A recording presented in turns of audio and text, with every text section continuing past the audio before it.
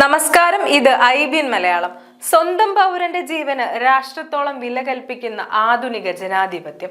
Israel ഹമാസുമായി വെടിനിർത്തൽ കരാർ ഒപ്പുവെക്കാനുള്ള ഏക കാരണവും ഇത് തന്നെയാണ്. പരിഷ്കൃത രാജ്യങ്ങൾ ഏറ്റവും പ്രാധാന്യം നൽകുന്നത് അവരുടെ ജനതയുടെ സുരക്ഷയ്ക്കാണ്. അപകടത്തിൽപ്പെട്ട പൗരന്മാരുടെ ജീവൻ രക്ഷിച്ചെടുക്കാൻ അമേരിക്കയും യൂറോപ്യൻ യൂണിയനും ഇസ്രായേലും ഏതറ്റം വരെയും പോയിരിക്കും. എന്തെന്നാൽ ജനാധിപത്യത്തിന്റെ അടിസ്ഥാന ജൈവ സ്വത്വമാണ് പൗരൻ.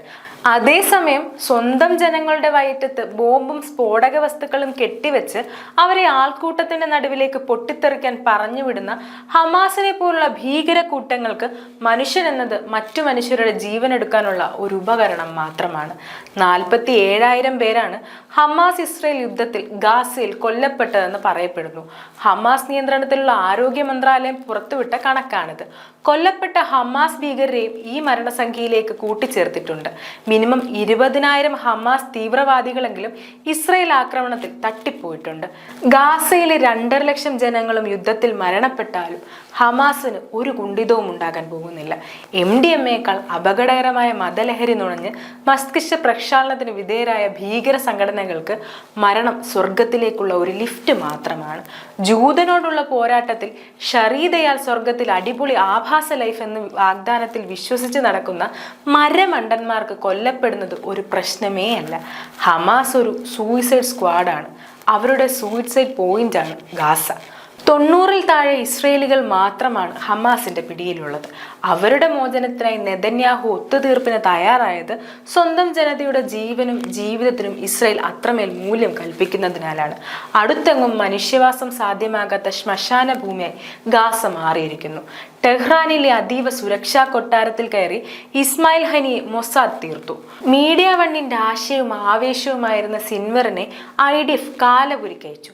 സർവനാശം സംഭവിച്ചാലും ഭീകര സംഘടനകൾ ആഹ്ലാദ പ്രകടനം നടത്തും. അവർക്ക് ഭൂമിയിലെ ജീവിതവും മരണവും ഒരു പ്രശ്നമേയല്ല. അഭയാർത്ഥി ക്യാമ്പുകളിൽ നിന്ന് ആശുപത്രികളിൽ നിന്നും ഹമാസ് ഇസ്രയേലിലേക്ക് റോക്കറ്റുകൾ തൊടുത്തുവിടും. പ്രൊജക്ടൈൽസിന്റെ ട്രജക്ടറി കണ്ടെത്തി ഇസ്രയേൽ തിരിച്ചടിക്കും. സാധാരണക്കാർ കൊല്ലപ്പെടും. ഹോസ്പിറ്റലുകൾക്കുള്ളിൽ ഓപ്പറേഷൻ കമാൻഡ് കേന്ദ്രം സ്ഥാപിക്കും. അവിടേക്ക് IDF ഇരച്ചെത്തി സൈനിക നടപടികൾ തുടങ്ങും. രോഗികൾ ഉൾപ്പെടെ മരിക്കും. മനുഷ്യജീവനോളം വിലപ്പെട്ട മറ്റൊന്നുമില്ല. ഡെമോക്രസിയുടെ കാർഡിനൽ പ്രിൻസിപ്പിൾ ഇത് തന്നെയാണ്. ലോകത്തെ മുഴുവൻ ജനതയുടെ സുരക്ഷ ഉറപ്പാക്കണമെന്ന ശാഠ്യം ഒരു രാഷ്ട്രത്തിനുമില്ല. സ്വന്തം പൗരന്മാരുടെ സേഫ്റ്റിയിൽ മാത്രമാണ് അമേരിക്കയും ഇന്ത്യയും ഇസ്രായേലുമെല്ലാം ഊന്നൽ നൽകുന്നത്.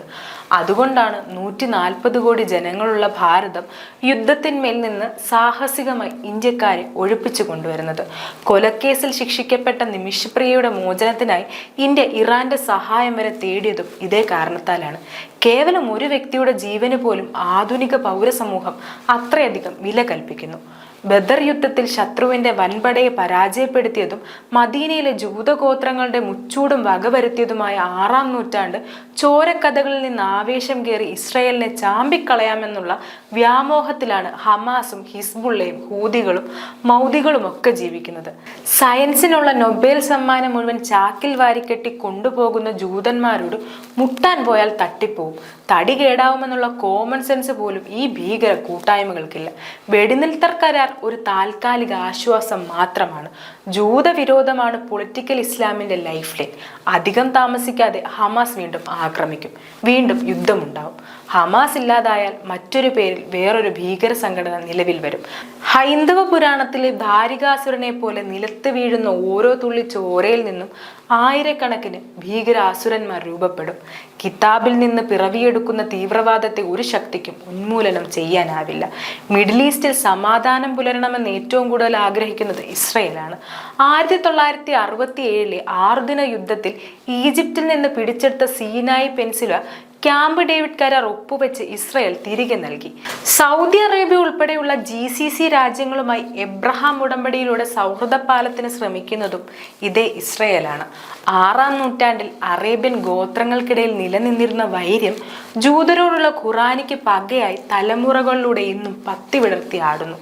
അറേബ്യൻ മരുഭൂമിയിൽ നിന്ന് ജൂതരെ തുടച്ചുമാറ്റിയ അതേ വെറുപ്പിന്റെ നേർ പിന്തുടർച്ചക്കാരാണ് ഹമാസും ഹിസ്ബുള്ളയും ISുമെല്ലാം. പൊളിറ്റിക്കൽ ഇസ്ലാം AK-47 താഴെ വയ്ക്കുന്ന ആ നിമിഷം പലസ്തീൻ രാഷ്ട്രം ഉദയം ചെയ്യും. തട്ടിക്കൂട്ട് ചർച്ചകളും സന്ധികളും സംഭാഷണങ്ങളും ജനിതക വിദ്വേഷത്തെ പ്രതിരോധിക്കില്ല. News desk IBN Malayalam.